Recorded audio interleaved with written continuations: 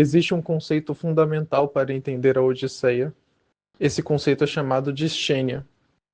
Ele foi fundado através do mito de um casal chamado Filemon e Baucis. Na Grécia Antiga, havia uma espécie de Sodoma e Gomorra, e Zeus decidiu se disfarçar de mendigo para visitar essa cidade. Ele foi maltratado e escarnecido por todos os seus civis, com exceção de um casal muito piedoso chamado Filemon e Baucis. Então ele obliterou toda a cidade e deixou vivo somente este casal. Desde então foi criado esse mito que serve como bússola moral para os gregos. É como se eles ajudassem as pessoas porque os necessitados pudessem ser Zeus disfarçado. Caso vocês já tenham assistido O Alto da Compadecida, é um pouco daquela ideia de eu vou ajudar esse mendigo porque vai que seja Jesus disfarçado. É algo bem parecido. Veja, isso diz muito sobre a sociedade grega, porque geralmente o tipo de relação mais sagrada nas sociedades costuma ser o matrimônio. Mas nesse caso, existe algo relativamente alienígena. A relação hóspede-anfitrião parece ser mais sagrada ou mais prioritária do que marido e mulher.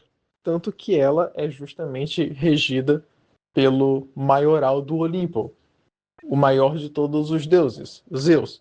Dentro da Odisseia, nós podemos ver uma corruptela desse tipo de relação, logo nos primeiros capítulos. Veja, assim como a Bíblia é catalogada em diferentes seções através dos livros, nós temos os antigos profetas, os novos profetas, os livros de lei, como Levítico e Êxodo. Acontece uma coisa bastante parecida com a Odisseia. Nós temos os apólogos, que basicamente é um grande flashback do Odisseu.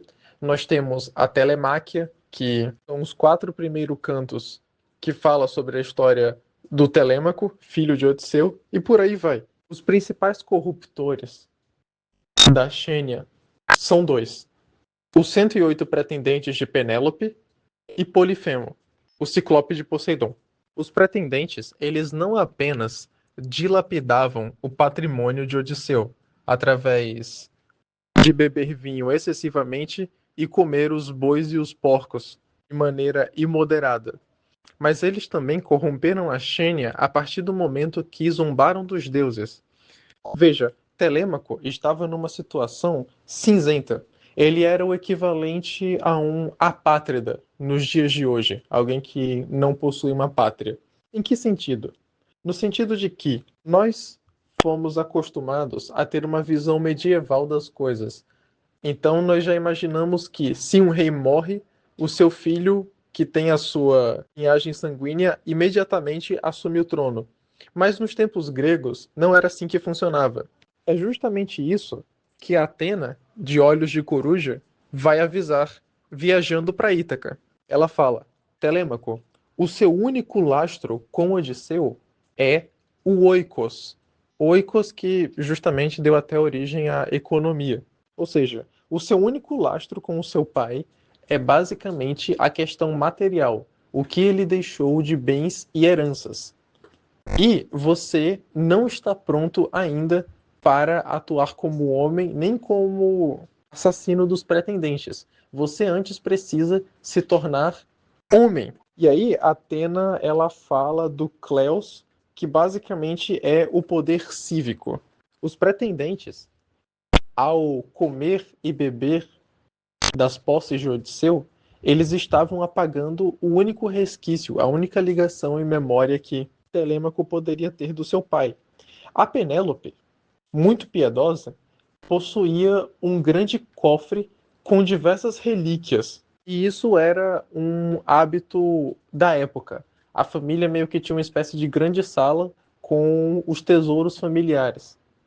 Então, Atena fala: Telêmaco, você precisa de feitos, você precisa de histórias, você precisa de experiência, você precisa de memórias. Então, parte material você já tem. Agora você precisa da parte imaterial, da vivência. Então, ela recomenda Telêmaco ir a 2 lugares: Pilos e Esparta. Em Pilos, Telêmaco, ele encontra o velho Nestor, que não apenas perdeu um querido filho, mas também possui um filho que teve a sua presença paterna.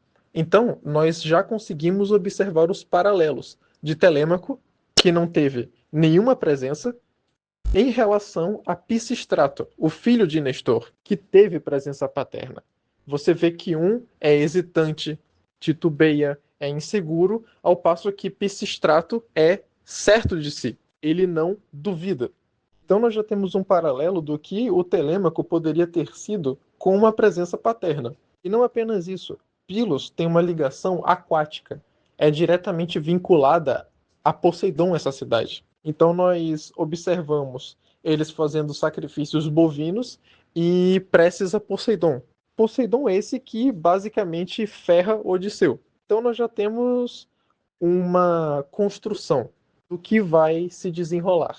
Nós temos a questão da presença paterna, nós temos já a questão do algoz de Odisseu, e nós temos algumas questões da lore que não vale a pena contar aqui, porque esse vídeo é principalmente sobre Odisseia e não sobre Ilíada. Mas enfim, depois ele vai para Esparta e ele conhece o casal Helena de Troia e o loiro Menelau. Helena e Menelau, eles são um paralelo direto a Ares e Afrodite.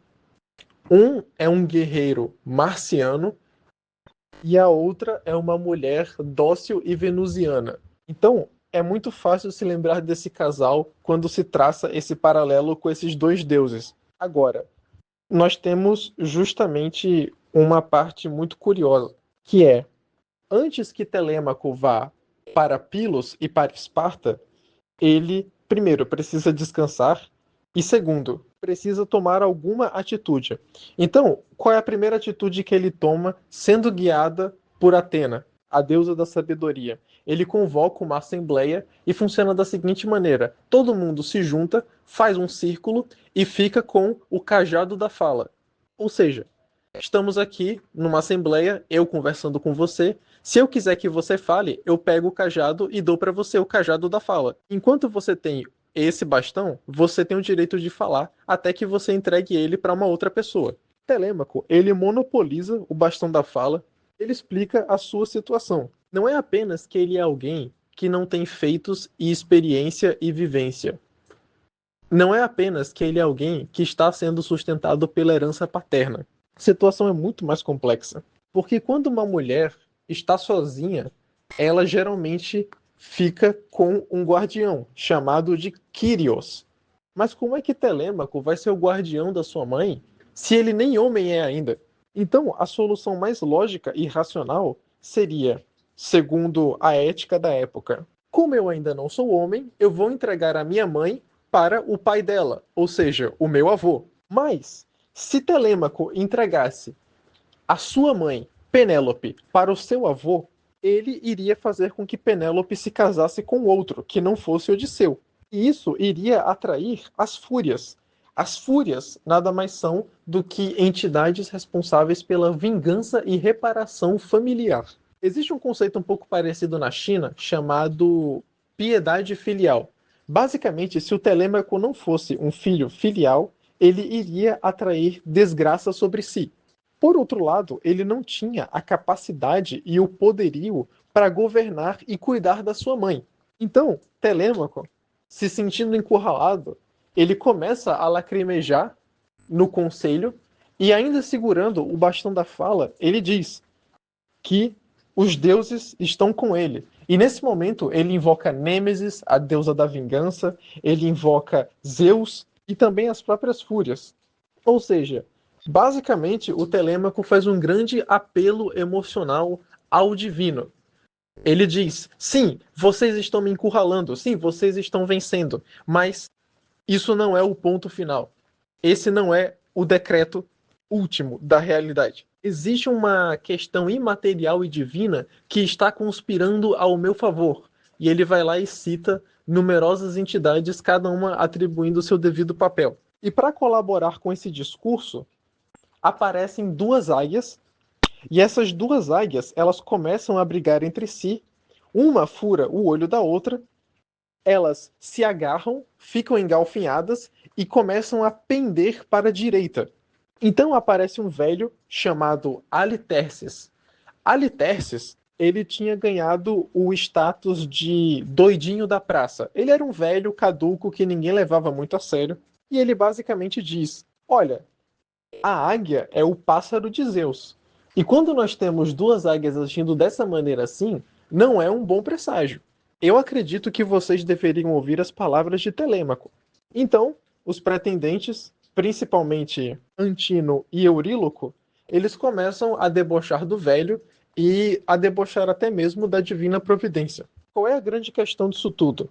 Nós temos a Xênia sendo quebrada através da dilapidação do patrimônio, o oikos de Odisseu. Nós temos um desrespeito com os mais velhos e um desrespeito agora com as questões divinas. Então, a solução adequada seria justamente Telêmaco ir buscar poder cívico, o Kleos, para que ele tenha uma mínima moral. Então, durante o conselho, ele vai às lágrimas e joga o bastão no chão e fica muito chateado. Até que justamente aparece uma figura, basicamente é a Atena disfarçada, e abaixa a poeira, né? Fala ali, olha, Telêmaco, não precisa chorar, vai ficar tudo bem, vocês não deveriam debochar dos deuses, e enfim, é basicamente isso. Agora, qual é a grande questão? A grande questão é que, quando o Telêmaco ele vai para Pilos, ele precisa deixar a sua mãe sozinha e vulnerável. Então, é uma grande corrida contra o tempo. Ele não pode ficar ali dando bobeira, ele precisa atuar rapidamente. E existe uma serva, uma escrava muito piedosa chamada Euricleia. Euricleia não permita que ele parte no mesmo dia, basicamente coloca ele para descansar. É dito que ela segue os ritos da época para colocar um garoto para ninar. Então, existe essa simbologia de Euricleia como uma segunda mãe, mas o simbolismo mais forte do Telêmaco nesse contexto é que ele era uma criança que acorda como homem. Ele é colocado para ninar como um garoto e acorda como um adulto, graças à ajuda de Euricleia. Então, a partir do momento que Telêmaco ele faz o seu discurso, recebe o auxílio de Atena e tem uma missão, tem um dever, ele ainda é uma criança. Mas quando esse fardo é jogado nos ombros dele e ele precisa dormir, é colocado para ninar através da Euricleia, aí ele vira um homem, durante esse processo de sono. E nós temos essa questão na Odisseia. Existem diversos momentos que o sono ele representa uma transição de estados. Não apenas com Atena colocando Odisseu também para ninar em diversos momentos de tribulação, como também Penélope recebendo atualizações e feedbacks de Atena através dos seus sonhos. Atena aparecia nos sonhos de Penélope para dizer como o Odisseu estava e dar diversas outras questões. Então, isso é um padrão muito presente na Odisseia. Os personagens eles dormem de um jeito e acordam de outro. E Telêmaco, que já é um homenzinho, ele faz as suas provisões e issa velas para Pilos, onde acontece tudo aquilo que eu falei previamente. Dele encontrar um pai que está de luto pelo seu filho, Nestor, que morreu na guerra de Troia. Não o Nestor em si, mas o seu filho. Mas ele também tem um filho que teve presença paterna, que é Pisistrato. Mas as coisas não acabam por aí. Porque, veja bem, nós temos uma informação muito importante de Menelau.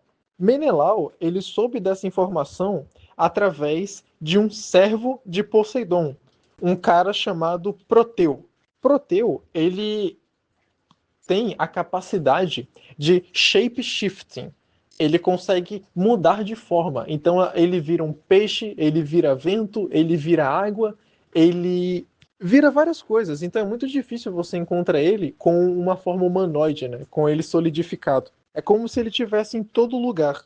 Inclusive, é daí o nome que vem proteína, porque Proteu ele troca de várias formas e justamente qual é a substância, né? Qual é que é aquilo que pode fazer você se deformar, né? Trocar de forma, ficar parrudo, robusto, é a proteína. Então existe essa ligação direta, né, de proteu, forma e proteína, né, ganhar forma, ganhar corpo. E como justamente proteu não tem uma forma assumida, ele está em vários lugares ao mesmo tempo. Então ele é como se fosse um grande informante. E é justamente aí que nós sabemos, através de Menelau conversando com Proteu, sobre como Odisseu, na verdade, está vivo. E ele está preso numa ilha chamada Ogígia, que basicamente é chamado de umbigo do mar. É o equivalente ao nosso ponto Nemo atual, o lugar mais distante de toda a Terra. Então é como se Odisseu estivesse onde Judas perdeu as botas, certo? E, bom, se Proteu é tão difícil assim de ser contactado, como é que Menelau falou com ele? Olha, basicamente Proteu, ele gosta do mar, e Menelau matou umas focas, entrou dentro dessas focas e fingiu ser uma foca, e aí ele acabou enganando Proteu. A história resumida é basicamente essa. E seguindo adiante, nós vamos agora justamente para Ogígia. Ogígia, o umbigo do mar, é essa ilha remota onde ficava Odisseu e Calipso. Uma coisa muito curiosa é que Odisseu vem do verbo odussomai, que significa ser vítima de ódio, sofrer algo, ser alvejado. Então, qual é a grande questão? O Odisseu, ele é chamado de polítropos. O que significa polítropos? Não tem uma tradução correta, mas defensavelmente dá para se dizer que polítropos significa algo como versado, multifacetado. Esse é o título, esse basicamente é o epíteto de Odisseu. Então, quando nós temos o polítropos Odisseu, nós temos basicamente o homem mercurial, o homem de diversas formas, o homem de mil ardis e acepções que foi vítima e odiado. E qual é a grande questão? A grande questão é que nós percebemos como o Odisseu ele é alguém que quem entende de astrologia é mercurial, certo? Existem paralelos diretos de Odisseu com Hermes. Primeiro, logo no primeiro canto, Poseidon ele vai para a Etiópia porque os etíopes estão adorando e oferecendo preces para ele. Então Atena aproveita essa deixa e manda Mercúrio, Hermes, para Ogígia, enquanto ela vai para Ítaca guiar o filho de Odisseu. E qual é a questão? O Hermes ele chega para Odisseu e ele fala, né? Olha, tá na hora de ir embora, né? Vamos fazer as malas aí, vamos nos preparar e tudo mais. E não é a primeira vez que Hermes faz um anúncio para Odisseu, porque antes ele tinha ajudado Odisseu a escapar do feitiço de uma bruxa chamada Circe. Quando Odisseu ia ser enfeitiçado, Hermes apareceu ali e falou, né? Olha, você come essa erva para que quando ela te der qualquer coisa, não surta efeito em você. Então, tem muito essa questão de que é como se Odisseu ele fosse um pequeno Hermes, certo? E por que Atena é tão afeiçoada a ele? É porque ela mesmo admite isso. Ela gosta que Odisseu tem algo chamado Metis. Metis nada mais é do que argúcia, ardil. O Odisseu é alguém sagaz. Ele basicamente é um carioca. Ele tem ali a manha, o jogo de cintura, o ziguiriguidum. Então, é como se Atena visse uma parte de si mesma encaixada em Odisseu. E por isso que ela gosta tanto dele. Mas ela não só gosta dele, ela também gosta muito de Penélope. Existem diversos trechos da Odisseia que nos é mostrado como Odisseia, que nos é mostrado como Penélope não fica atrás em inteligência, em matches de Odisseu, certo?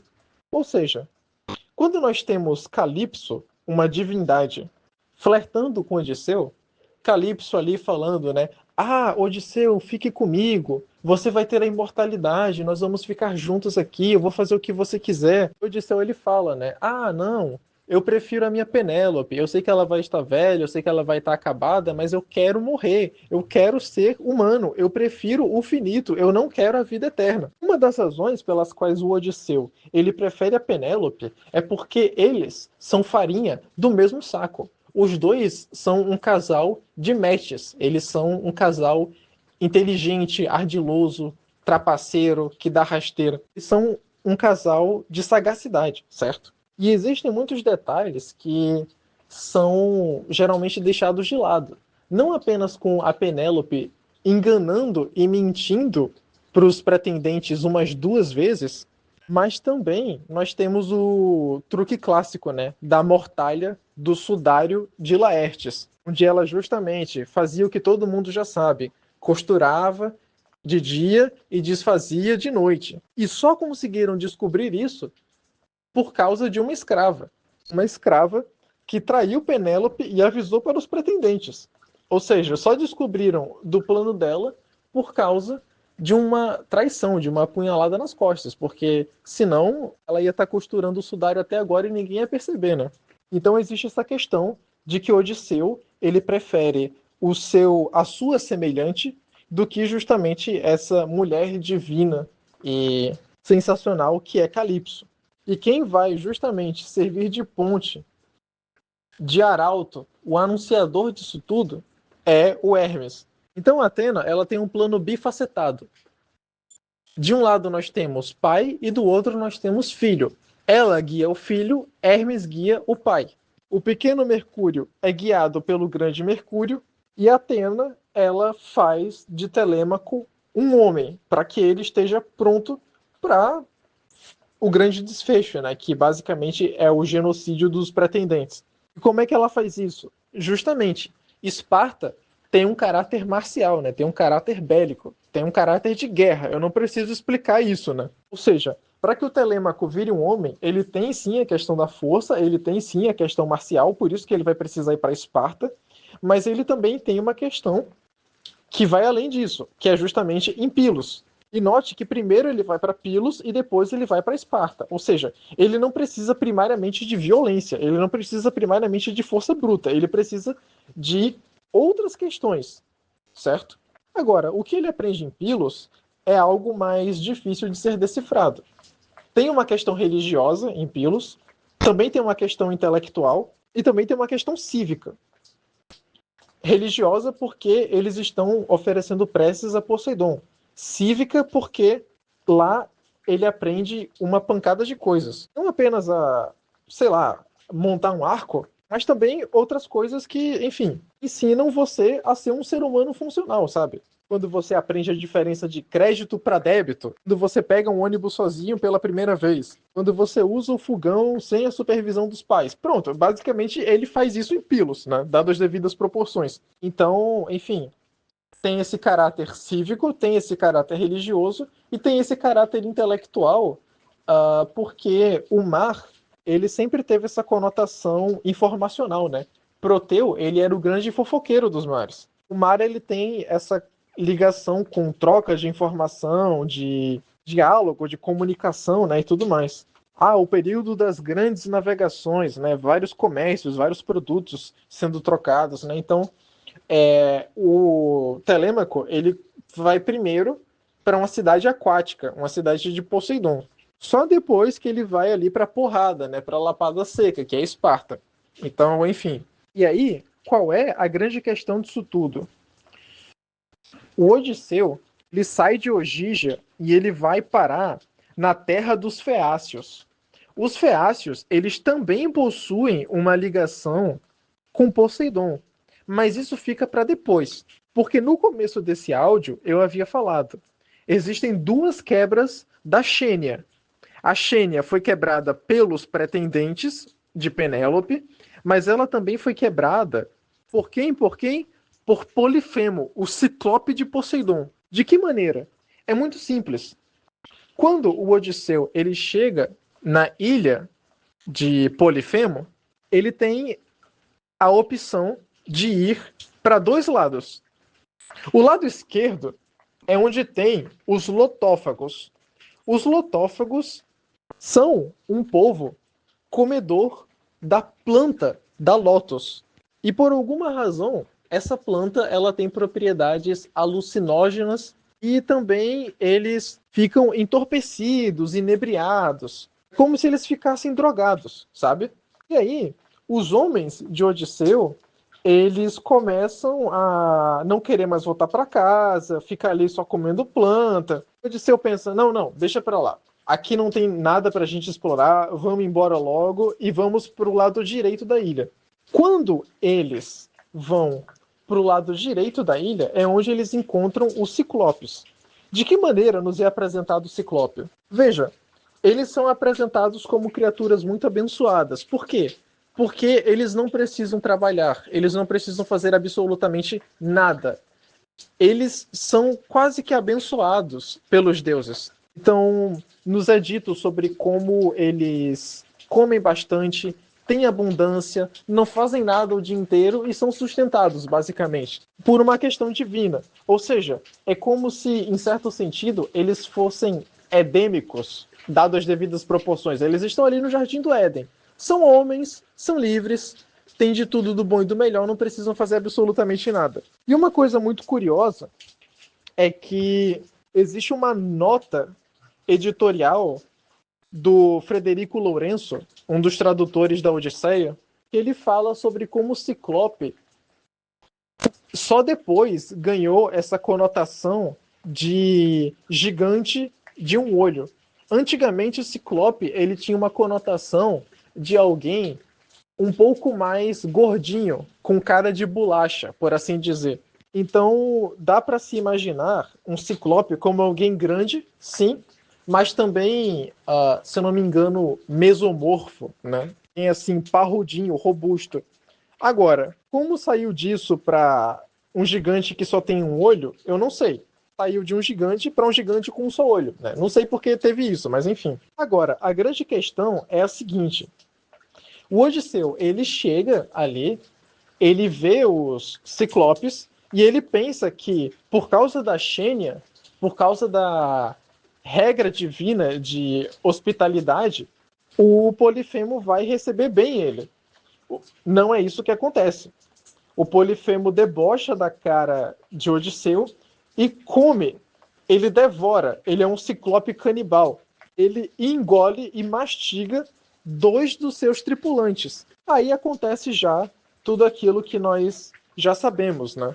Ele fica preso na ilha, tendo os seus tripulantes devorados. Ele precisa elaborar um plano. Quando o Polifemo está dormindo, ele, no dia anterior, tinha derrubado uma árvore e com essa árvore, ele basicamente faz uma lança de madeira, ele esquenta a ponta dessa lança de madeira na fogueira e fura o olho de Polifemo, e esse é um dos momentos mais viscerais da Odisseia, porque nos é dito sobre o olho dele esguichando sangue.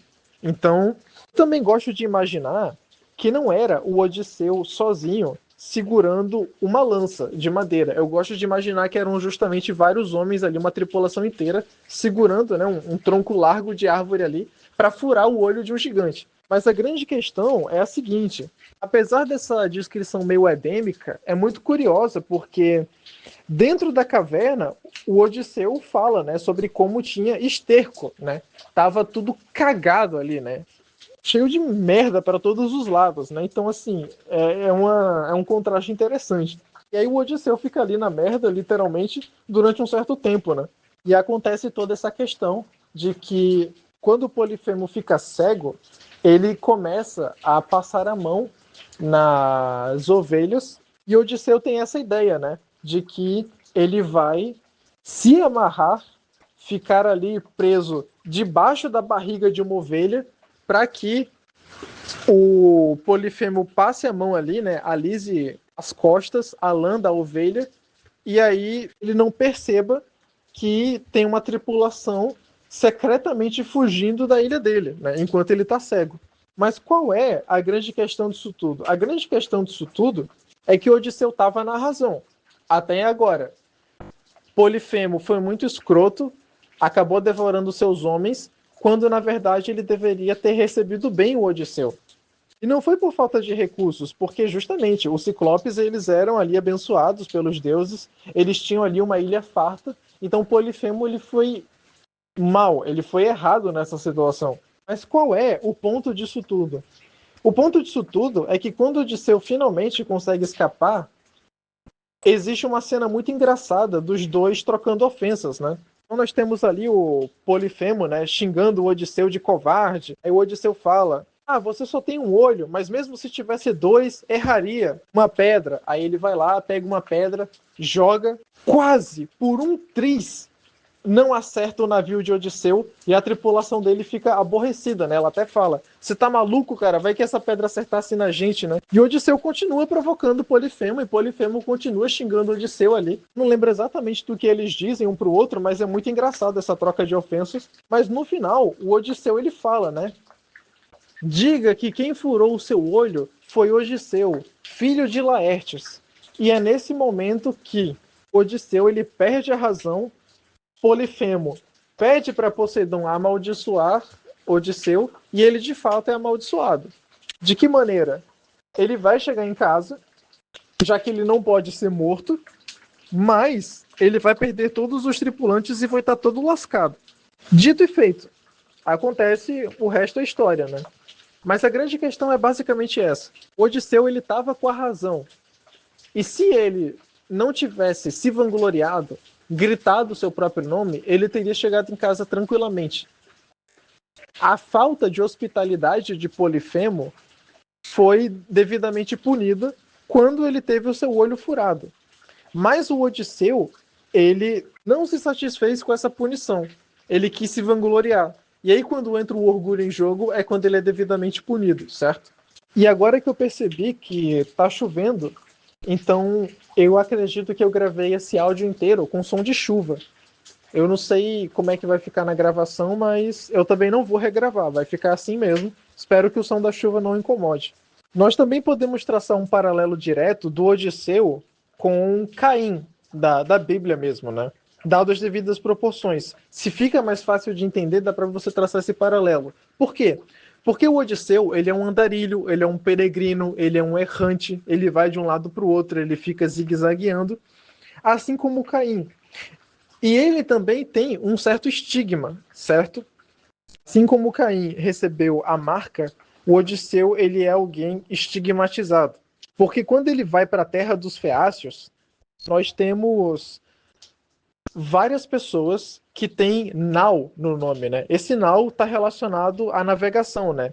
Náusica, Nautilus e tudo mais, né?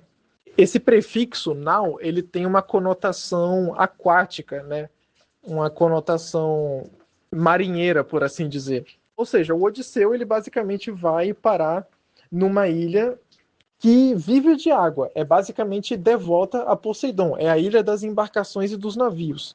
Qual é a questão? A questão é que ele cai ali numa moita, ele dorme 2 dias, e quando ele acorda pelado na praia, ele encontra uma mulher muito bonita chamada Náusica.